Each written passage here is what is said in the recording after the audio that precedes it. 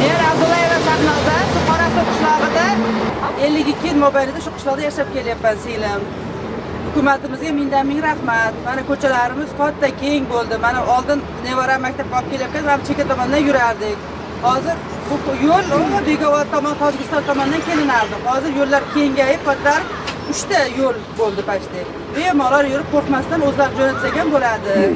Alohida piyodalar yo'lakchasi bor, alohida mashina o'tadi. Naryoqda yana razvorot qayilib keladigan yo'lakchalar. Oldingiga o'xshab mashinalar avariyaliginaqalari ham kam. Oldingiga nisbatan hozir kam. G'ay xodimlarimiz ham malades, yaxshi. Ertalabda turadi, bolalar o'tkazadi. Bolalar asosan mana piyoda yo'laklarda yurishadi. Rahmat, shu svetofor bor, bu yoqda bor svetofor, Qorasuvda bor svetofor. 3 ta svetofor bor Qorasuvda. Boshqa nima deyman?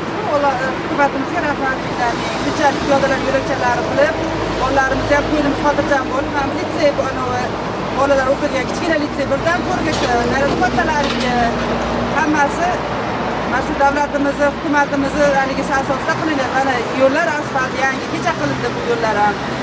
Rahmat.